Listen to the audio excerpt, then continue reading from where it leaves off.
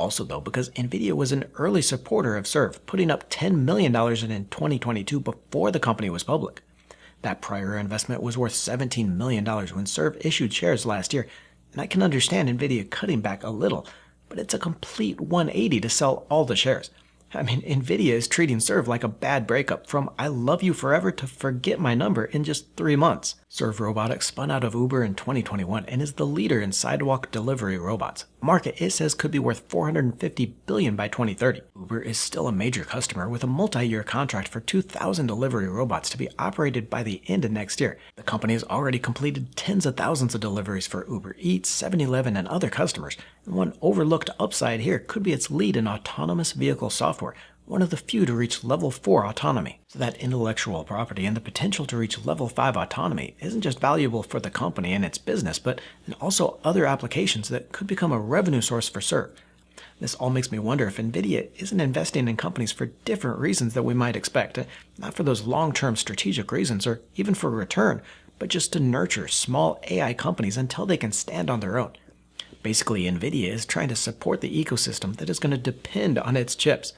And once a company is self-sufficient and can grow on its own, and of course need Nvidia chips through that, Nvidia moves on to the next investment. In fact, the company has said as much in its own marketing, investing to grow the AI ecosystem and supporting entrepreneurs. Now, from an investor's perspective, I know it can be hard to imagine that return really doesn't mean as much for a company's investment, but this support the ecosystem strategy is actually similar to something I used to do as a venture capital analyst. A lot of times the firm I worked at would make strategic investments in startups just to make that introduction to another company that we already owned and build a partnership between the two. Another company we saw disappear from Nvidia's investments, NanoX Imaging, ticker NNOX, with Nvidia selling its 59,000 shares, probably worth about $400,000 at the time of the sale. That's not even pocket change for Nvidia, and was only a 1% ownership in the company, so might just be Nvidia moving on from an old investment. NanoX runs its digital imaging system with an AI-based suite of algorithms to augment that routine CT imaging,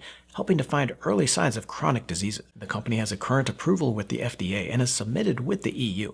It's building out a sales and distribution department, but this is still a very early stage company with just $110 million in revenue over the past year and still negative on profits. But on that recent plunge in the shares after that updated Nvidia filing, if NanoX can capture just a part of that imaging market, it could still be a very good return. The most surprising sell by Nvidia is my favorite, SoundHound AI, ticker SOUN, with Nvidia dumping its entire 1.7 million shares, likely worth about $26 million around the time of the sale. I first started recommending SoundHound in February of last year, around $5 a share, and just before the announcement that Nvidia had added the shares.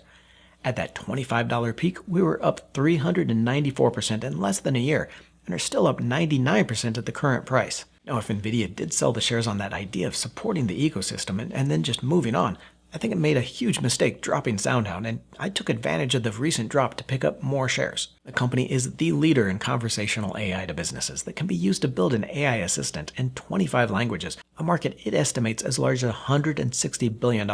The shares popped 50% in a single day in July when it was reported the company's voice assistant would be used across Alfa Romeo and Citroën vehicles across Europe. It's also being used in Apivia call centers, where it's been found to produce a 20% increase in productivity. Even more telling though, shares were up 16% on its most recent earnings, reporting 101% revenue growth and guiding to continued sales growth. During that call, we got more detail on what could be its biggest opportunity, launching a call-to-order system for drive-thrus across the United States.